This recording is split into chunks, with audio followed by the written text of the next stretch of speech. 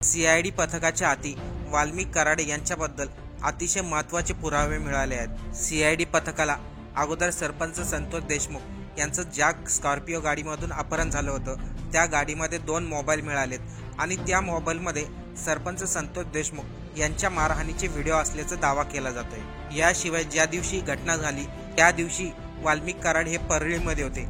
त्याच्या दुसऱ्या दिवशी ते तिथून फरार झालेत। ते अगोदर मध्य प्रदेशला गेले आणि त्या ठिकाणावरून 2 देवाचं दर्शन घेतलंय असं त्यांच्या लोकेशनमध्ये दाखवण्यात आलं। जेव्हा मंत्रिमंडळाचा विस्तार झाला तेव्हा त्यांनी त्यांच्या फेसबुक अकाउंटवरून धनंजय मुंडे आणि पंकजा मुंडे यांना मंत्रिपद मिळाल्याबद्दल त्यांचं अभिनंदन केलं। याशिवाय सीआयडीच्या पथकाने त्यांचा कॉल डाटा म्हणजे सीडीआर काढले आणि त्यामध्ये अतिशय धक्कादायक माहिती आली।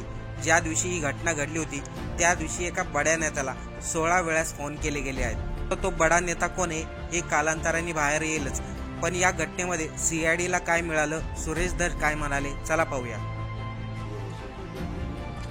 हा त्यांचा तपास ऐका, तपासाचा भाग आहे। सीआयडीने कोणाला तपासाला बोलव कोणाला नाही बोलवायला मी काय म्हणजे वरचा हे काय कोणी ब्रह्मदेव वगैरे तसं नाही। त्यांच्या पद्धतीने सीआयडी तपास करेल।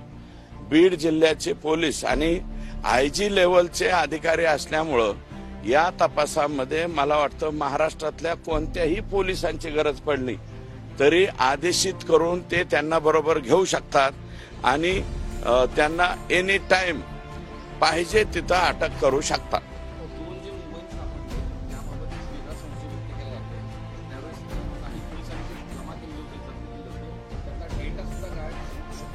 नाही होऊ शकत। डिलीट केला, गायब केला तरी संबंधित कंपनीला मागचा सगळा डेटा ओपन करता येतो। ते जरी कोणी आका आणि त्यांचे सहकारी जर हे उद्योग करायला गेले तरी त्याचा काही फायदा नाही। जो डाटा आहे तो डम डाटा त्या ठिकाणी मिळतो म्हणजे मिळतो, सगळीकडे मिळतो। 16 कॉल गेलेले बड्या नेत्याला 16 कॉल गेलेले बड्या नेत्याला नाही मला हत्याच्या 4 तासामध्ये हे बड्या नेत्याचं मी सांगतो ना, बडा नेता कोण हे मला माहित नाही, परंतु यातल्या आखा 101% कदाचित लाईव्ह जे दाखवलं गेलंय मी पहिल्यापासून म्हणतोय। अंजली ताई आता म्हणायला लागल्या, मी अगोदरपासून म्हणतोय की संतोष देशमुखांना झालेली जी मारहाण आहे क्रूरतेची त्याचा व्हिडिओ दाखवलेला आहे आणि दुसरा कोणाला तरी दाखवलेला। ज्याला दाखवला असेल तो 302चा आरोपी झालाच आणि तुमच्यावरती खंडणीचाच आरोप आहे ना फक्त, मग तुम्ही अटक व्हायला का घाबरताय? याचा अर्थ 100% सरळ आहे की तुम्ही संतोष देशमुखच्या खुनामध्ये सरळ आरोपी आहात। फक्त देवाच्या कृपेला किंवा मी प्रार्थना करतो आकाच्या आका त्यात सापडू नयेत। त्यांनी जरा आणि मला वाटतं ते नाही सापडणार। मी आज तरी त्यांच्यावर आरोप करणार नाही, पण आकावर मात्र निश्चितपणे करणार आहे, कारण आकांना फोन घेऊन कुणाला कोणत्या भाषेत बोलायचं त्यांची स्टाईल वगैरे सगळं माहिती आहे मला, आणि हे मला वाटतं फेसबुक व्हॉट्सअपमुळे त्यांची स्टाईल जरा जास्तच बदलत गेली।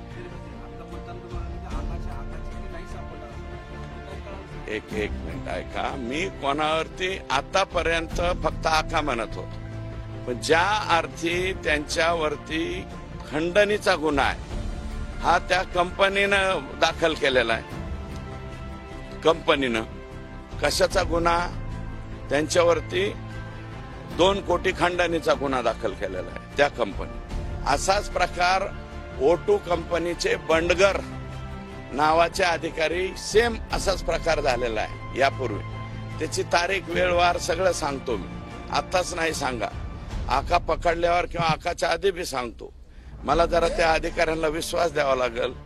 तुम्ही या टीव्ही पुढे बोला, घाबरतात लोक, हे उद्याच्याला आम्हाला मारून टाकतात का काय?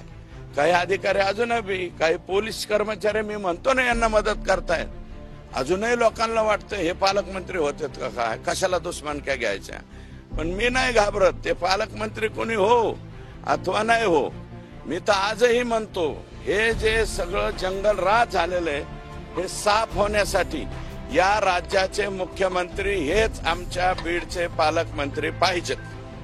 बीड जिल्ह्याचे पालकमंत्री देवेंद्र फडणवीस साहेब स्पेशल केस म्हणून झाले पाहिजे. मागच्या 5-6 वर्षापासून हे सगळं सुरू असताना या अगोदर का तक्रारी केल्या नाहीत? कारण ते 5 ऐका ते एका सर्कल पुरतं मर्यादित होतं.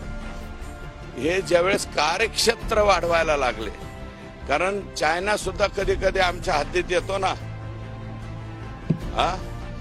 तसं हे आकांचं क्षेत्र हळूहळू चंद्र कलेकलेने वाढतो. आमच्या आकांचं चित्र म्हणजे क्षेत्रफळ हे किलोनी वाढायला लागलं, किलोमीटरनी पुढं. 1 किलोमीटर, 2 किलोमीटर, 5 किलोमीटर, 10 किलोमीटर एवढ्या स्पीडली ते वाढायला लागलं. त्याच्यामुळं ते लोकांच्या डोळ्यावर आलं. आणि यापूर्वी ते आष्टी मतदारसंघात येत असताना त्यांना एकदा मी समज दिली होती की तुमचं हे जे चाललंय ना, हे अतिशय गैर आहे, चुकीचं आहे. हे धंदे तुमचे करायचे असतील तर तुमच्या मतदारसंघापुरते करा. बरीचशी लोक वाल्मिक कराड यांना सपोर्ट करतायत, पण त्यांना सपोर्ट करण्याचं कारण अजून स्पष्ट होत नाही. कारण की जर वाल्मिक कराड यांनी काही गुन्हा केला नाही, त्यांच्यावरती फक्त खंडणीचा गुन्हा होता, तर त्या कारणासाठी त्यांना फरार होण्याची आवश्यकता नव्हती. जर वाल्मिक कराड फरार नसते झाले तर त्यांच्यावर कोणीही संशय घेतला नसता. पण आता पूर्ण संशय या घटनेचा मास्टरमाइंड तेच आहेत याच्याकडे संशय जातोय. आणि याशिवाय त्यांचं कोण मोठा आका असेल त्यांचं देखील याच्याबरोबर नाव जोडलं जातंय. कारण की CID पथकाने जो CDR काढलाय त्यामध्ये दाखवण्यात आलंय, ज्या दिवशी सरपंच संतोष देशमुख यांची हत्या झाली त्या दिवशी एका बड्या नेत्याला जवळजवळ 16 फोन करण्यात आलेले आहेत. त्यावरून स्पष्ट होतंय या घटनेपाठीमागं मास्टरमाइंड वाल्मिक कराड आणि वाल्मिक कराडवरती कोणतरी बडा नेता आहे. पण तो बडा नेता कोण आहे हे लोकांसमोर येईल का हे सांगता येत नाही.